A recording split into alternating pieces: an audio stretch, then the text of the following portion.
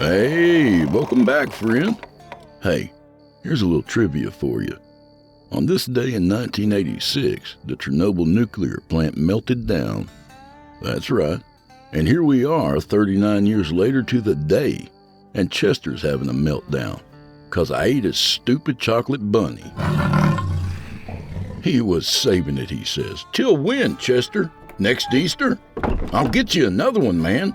They're on sale now. Anyway, come on in, friend. I should have blamed it on Clarence, damn it. Now, why didn't I think of that?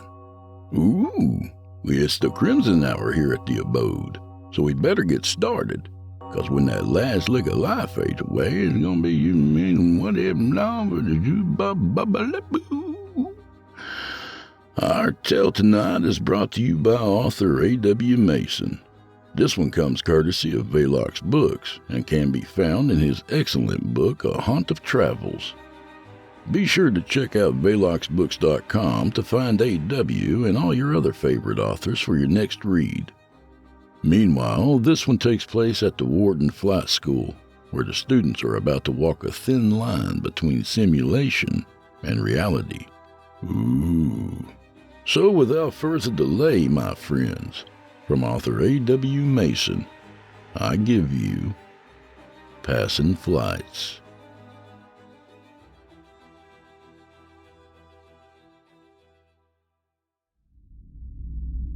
Sometimes death is busy, and when he is, the taker of souls allows machines to do his bidding.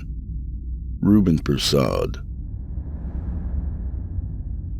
Somewhere deep inside the dark machine, a blinking red light stopped, then flashed a steady green. The program was live. The machine was live. None of them wanted to be at the Wharton School of Flight on that warm spring Saturday, where the snow had been melted now for 2 weeks and the sun decided to make regular appearances again. But here they were, 4 of them, Group 2. Their instructor, Alfred Rockledge, had already hosted the inaugural flight simulation class last weekend, the first of many his students would participate in during the school year. And now it was time for Cliff, Jordan, Audrey, and Sherry to get their feet wet and their virtual wings into the virtual air. All right, listen everyone.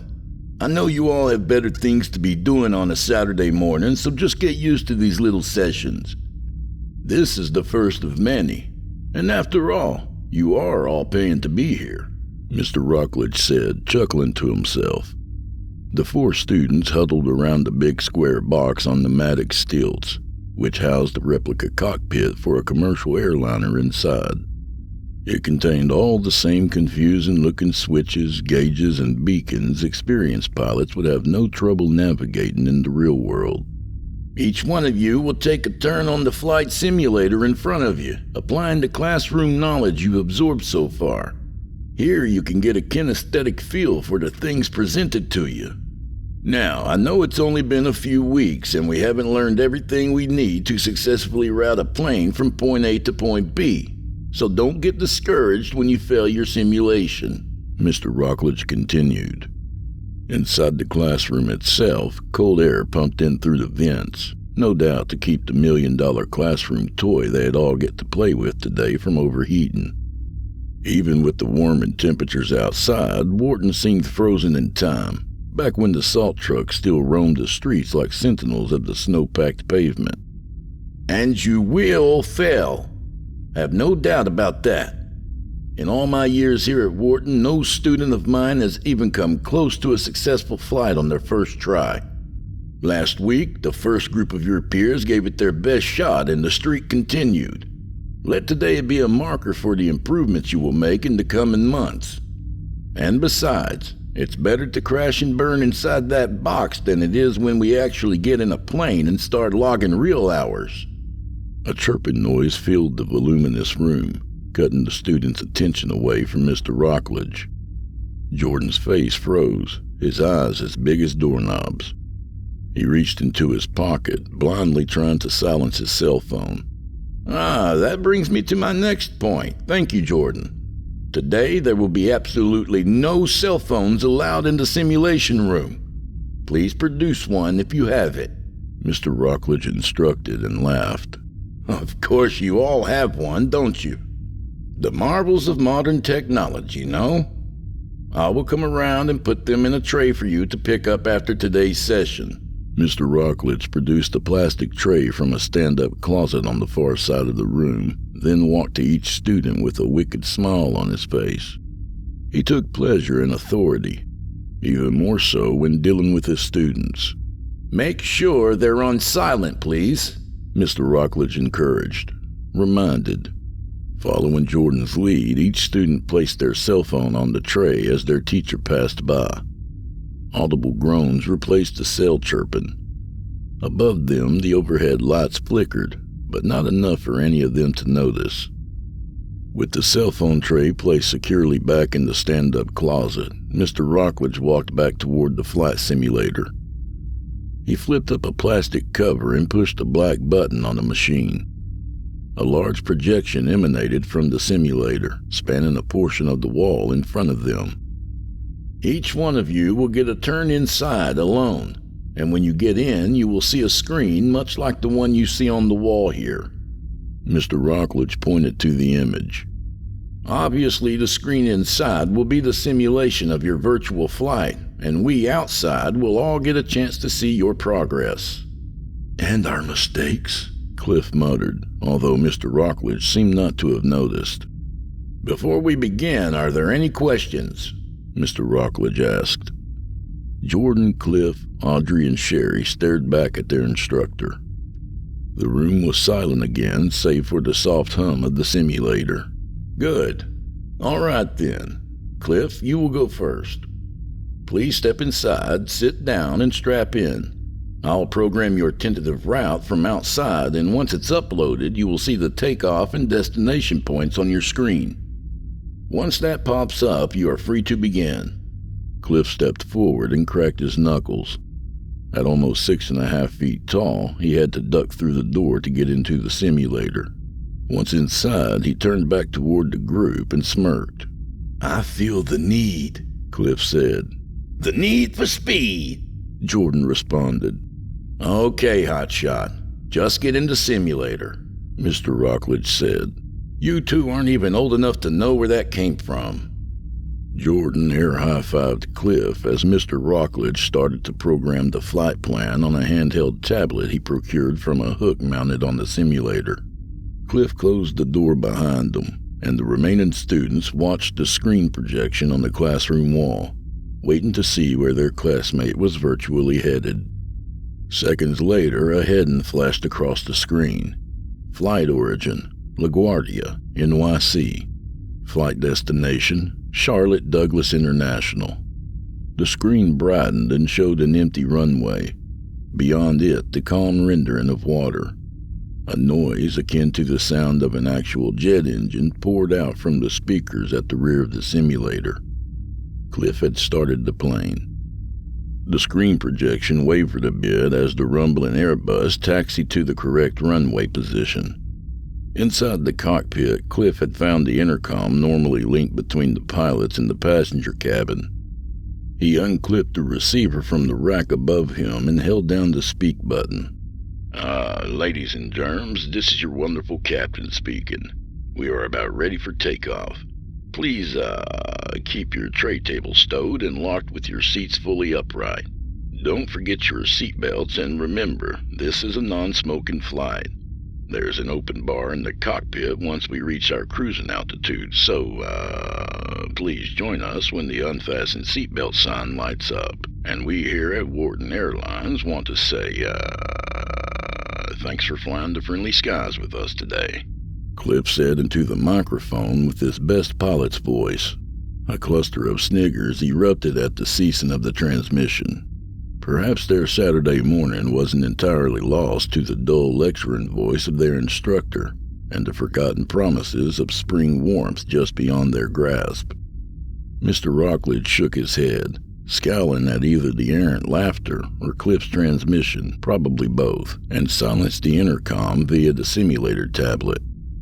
The projector continued to mimic the cockpit's movements as the plane squared up on the tarmac. The engine sound grew louder and seemed to vibrate the linoleum tile beneath everyone's feet. Cliff had engaged the throttle, pushing the plane forward on its wheels. To the right, on the outside projection, a virtual panel of instruments flanked the view from the airstrip. The accelerator gauge steadily increased as Cliff prepared the plane to lift off from the ground, making all necessary adjustments at 100 knots. He pulled on the control column and the noise of the plane pitched up. The projection showed the aircraft leaving the runway. Now, at a positive rate of climb, the racket of the landing gear retracted and lapped over the whine of the engine. Jordan, Audrey, and Sherry cheered as Cliff made his way off the runway, but quickly stopped like their vocal cords had been snipped by an invisible pair of sharp-bladed scissors. They focused back on the screen. Without needing to see the actual image of the plane, Mr. Rockledge knew what had happened. Cliff wasn't the first student to get a little cocky and pull up too fast on the control stick, causing a downward force of air to push the tail down right after he accomplished a feat of flight, however little that flight had lasted.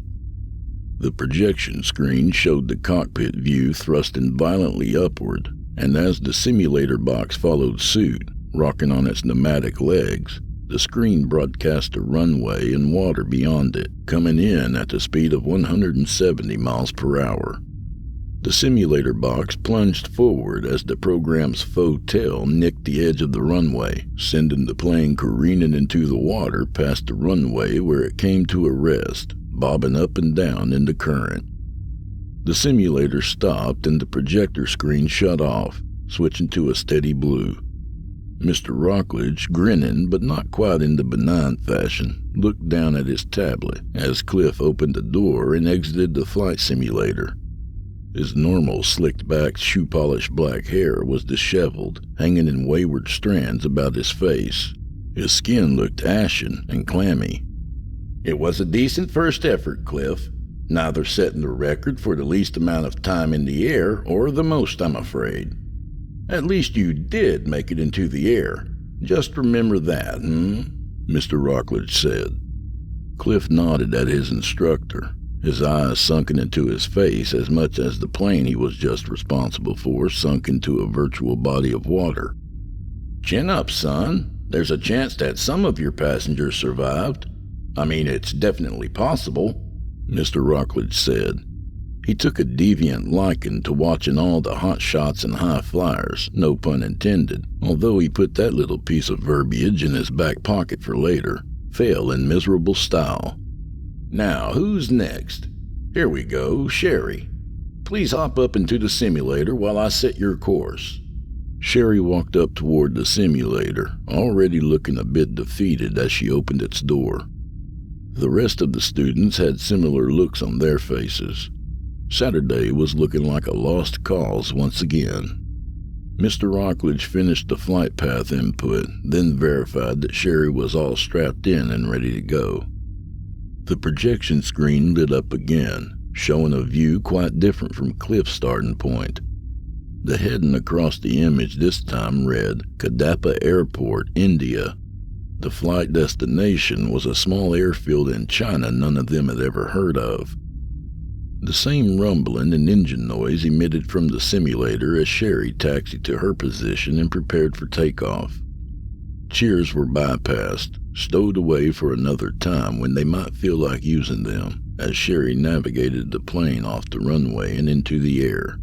She was flying. The screen projected a bright blue sky in front of them, nary a cloud to be seen and turbulence at a minimum. So far, so good. 20 minutes into the flight, Sherry felt all right, her nerves calming down as she checked her gauges and maintained her flight path. However, her flight path would be the thing to do her in, and Mr. Rockledge had known for quite some time now, but decided to let the event play out. On his tablet, he could see the air traffic radar and the flight path that was supposed to be used. Sherry had veered off the path early on, forgetting to check her directional gauges and updated flight plans. A bit of a cruel trick to play on a budding student, but one that wasn't without its educational merits. At first, it was only a speck on the screen, a tiny dot that became larger, the size of a pencil eraser, then the size of a golf ball, until Sherry recognized it as another Airbus coming straight at her. By then, it was too late. She tried pulling up on the flight stick to gain altitude and hopefully skirt above the object in front of her, and it may have worked had she noticed the other Airbus right away. It didn't work, though. She almost went nose to nose with the other plane, crashing mid-air in a barrage of smoke, jet fuel, and shrapnel. Once again, the screen projector went blue and the simulation ended. Jordan looked down at his shoes while his other two classmates examined their hands, averting their gaze from the opening simulator door. Sherry walked out, not exactly freighted like Cliff had been, but closer to something resembling anger. Anger at herself not getting the plane out of the way in time, or angry at the day, a wasted Saturday. "Thank you, Sherry. You definitely did a better job than your classmate at getting your bird off the runway and maintaining flight for as long as you did. Kudos to you, although I think it's safe to say you're dead. And so is every other soul aboard your doomed plane," Mr. Rockledge said, that same malicious grin stretched across his face. Now Jordan and Audrey stood next to each other, waiting to see who would be called up next to fail. Jordan maintained his gaze on his shoes, believing that avoiding eye contact would be the way to go if he didn't want to be picked. "Okay, next up is, drum roll please, Jordan. Hop up into the box and let's see how far you can fly," Mr. Rockledge announced. Jordan sighed and dragged his feet up to the simulator, opened the door, and sat down in the pilot seat with a heavy plop. "Maybe I've been a little hard on you guys so far. After all, it is your first time in the simulator. Think I'll give Jordan a quick flight between destinations and see if we can't have at least one success today," Mr. Rockledge said, winking at the group. Staring down at his tablet, he chortled to himself as he pressed the accept icon for the new flight information. Sherry rolled her eyes and Cliff stared straight forward, still looking like he crashed a plane in this existence and not the one captured inside the box on pneumatic legs. The screen flashed from blue to a view of another gray and desolate runway. The starting point this time was Bangor International Airport, landing at Augusta State Airport. A quick, almost unnecessary flight, but Mr. Rockledge was feeling a bit nostalgic for his home state, and he was most certain Jordan wouldn't make a successful trip anyway. The same, now familiar sound of engines winding up started to encapsulate the room, and even if their phones weren't already all turned to silent, they still wouldn't have heard the alerts popping up on the screens. The reports were preliminary to begin with, varying views of eyewitness accounts and misinformation pumped out for the sake of a breaking story, such as the one currently developing. However, the news was instant and at the fingertips of the public mere minutes after it happened, another marvel of modern technology. The students at Wharton School of Flight and Mr. Rockledge himself would soon know that a plane leaving LaGuardia, bound for Washington State, never made it off the runway. So far, there was no known cause, although some aviation experts suggested a throttle malfunction, and so far the number of dead ranged anywhere from 6 to 16. But casualties were confirmed. The authorities knew that much.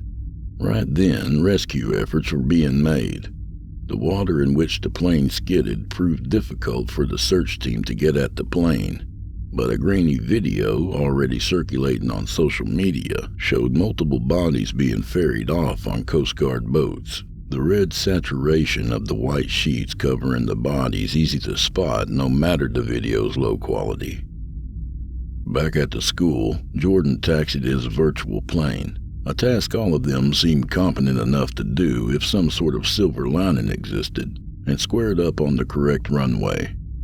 The silent cell phones continued to fill up with messages and updates, but would wait to be discovered, at least in this room, until Simulation Saturday was over.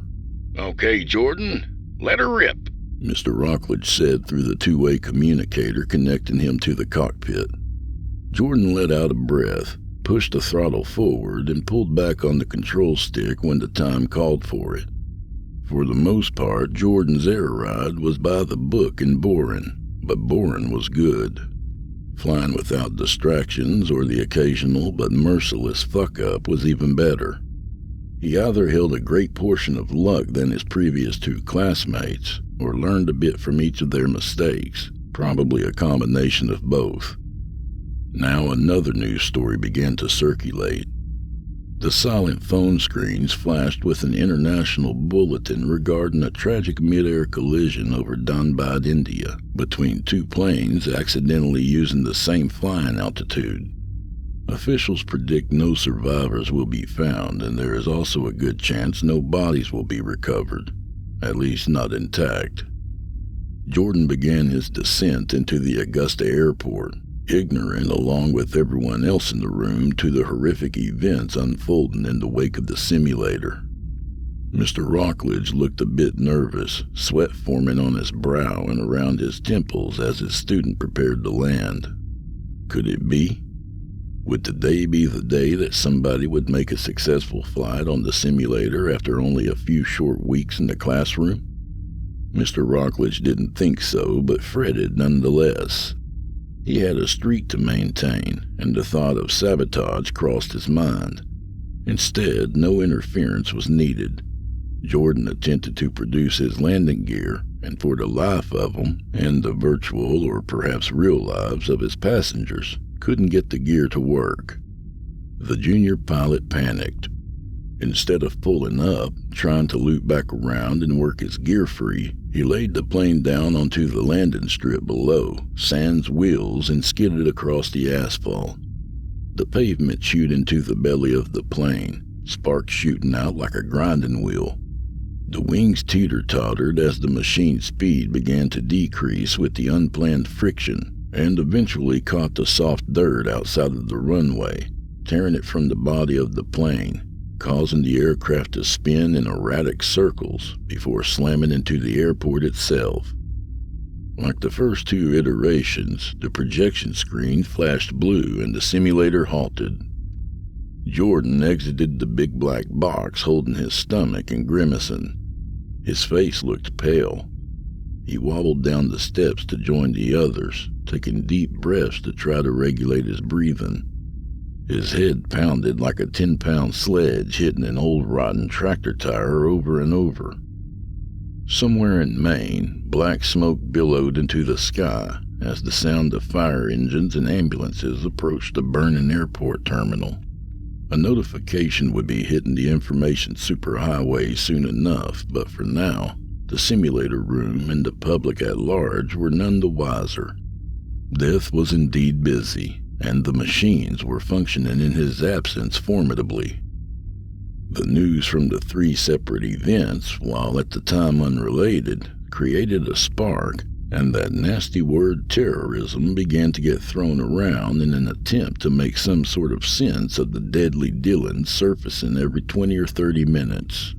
The President of the United States ordered a cease-flight declaration, grounding all planes for the day until they could clear the actions of any outside forces wreaking havoc. Audrey, however, had already taken her place in the simulator, a Sacramento to San Francisco jaunt, and had her plane in the air before the order was given. Much like Jordan's flight had started, Audrey's trip was void of any mishaps or unfortunate events.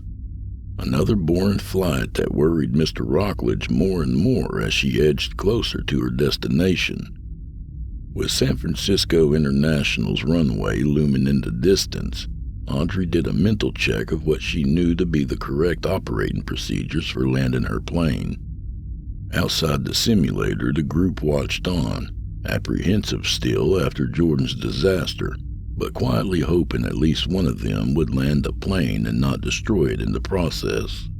All except for Mr. Rockledge, who watched with an intensity greater than a batter down 2 strikes with 2 outs in Game 7 of the World Series.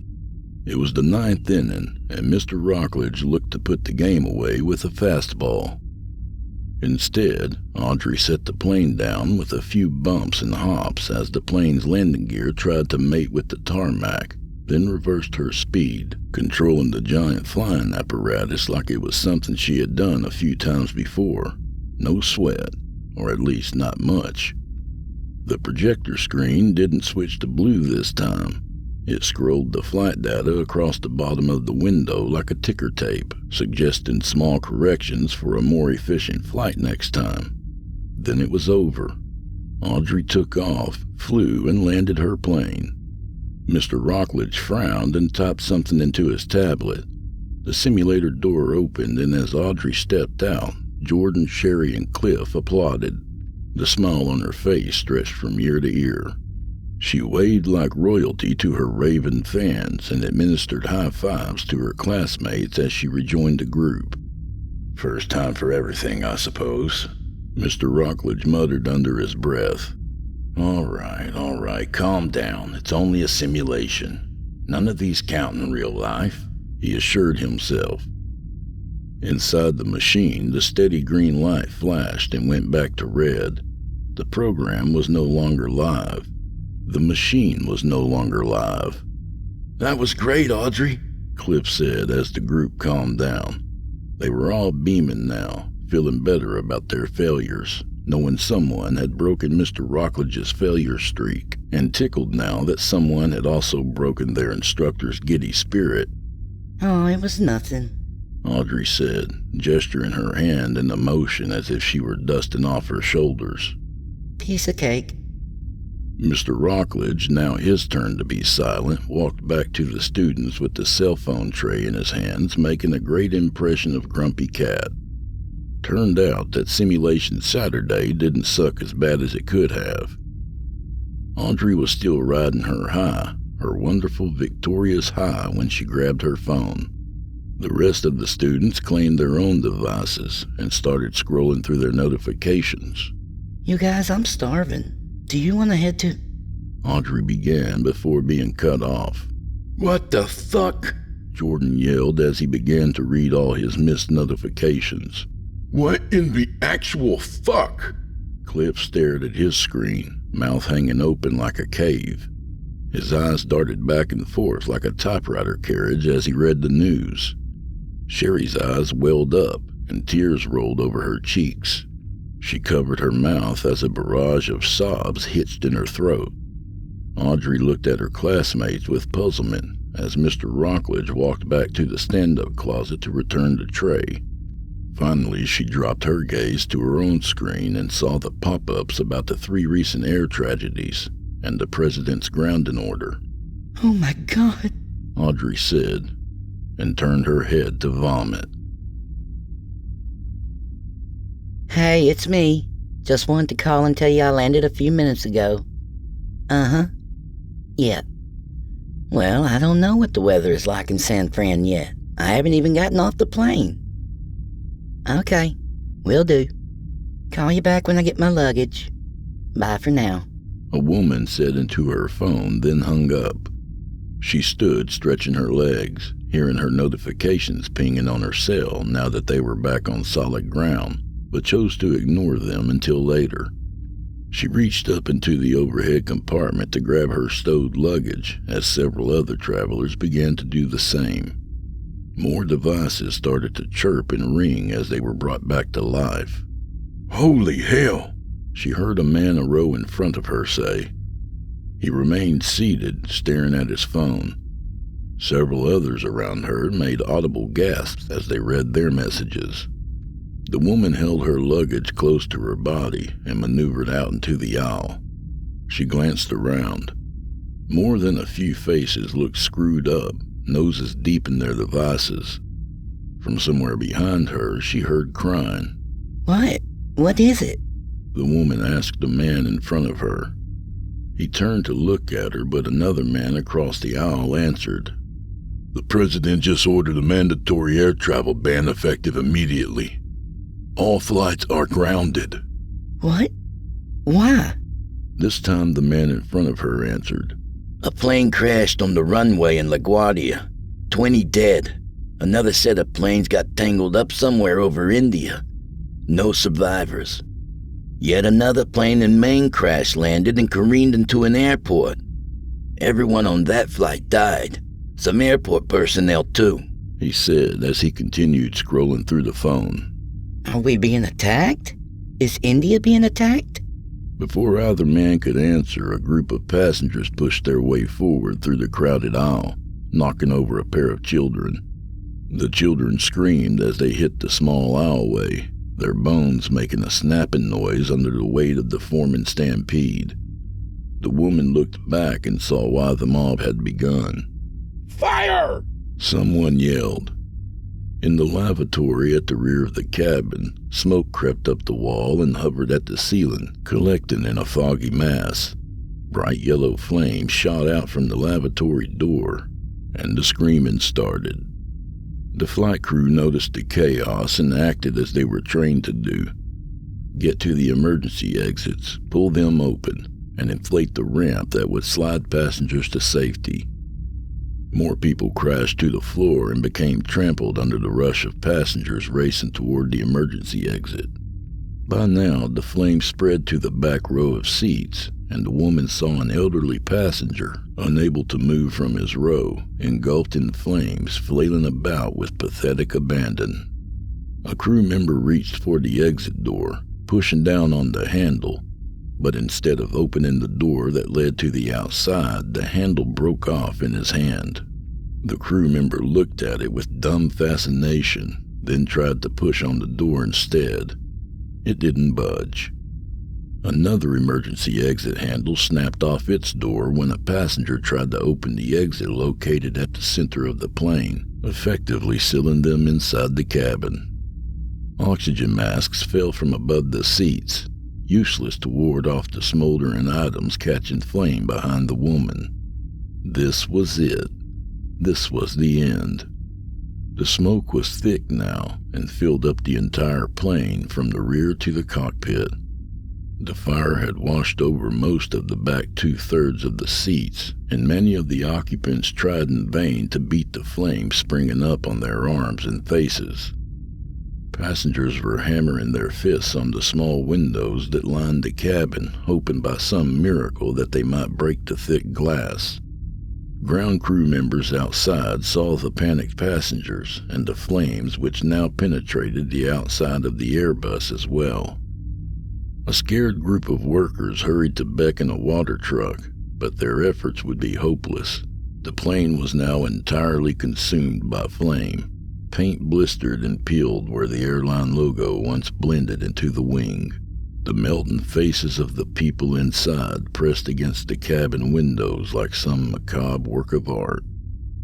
The flight to San Francisco outran the machine, but the doomed souls on board could not outrun the taker of souls.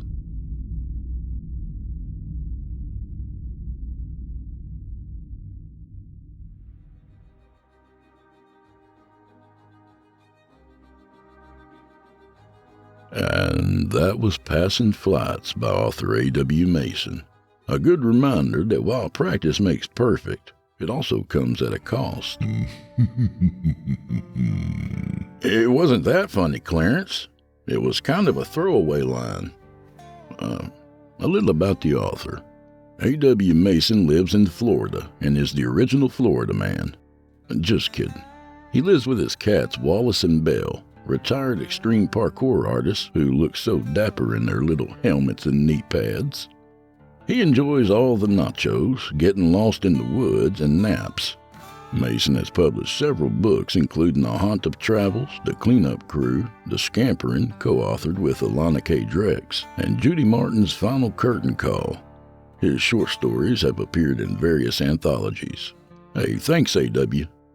The Crimson Hour is a production of the Sinister Somnolence Network. All narration and audio production by yours truly, co-authored by my good friend Geoff Sturtevant. You can follow me on Facebook for news and upcoming releases on both this and Drew Blood's Dark Tales, my Friday night show on Chillin' Tales for Dark Nights. I hope to see you all there too. But while we're here, please hit all those obligatory buttons and share if you don't mind. We'd really appreciate it. The Crimson Hour is accepting submissions, friend. If you've got a story or two you'd like to be featured on this show, send it to drewbloodhorror@gmail.com. If selected, you'll get the full treatment. Well, the Crimson Hour is over, and you know what that means. Things are about to get pretty dark around here. So thanks as always for joining me tonight, friends. Remember, if you'd be so kind as to add a review to Apple Podcasts, I'll make sure and shout it out on the show. And if you're here on YouTube, feel free to hit that like button and say hi below. I read all the comments. And with that, safe travels, amigos. I'll see you all next time at the Crimson Hour. Good night, y'all.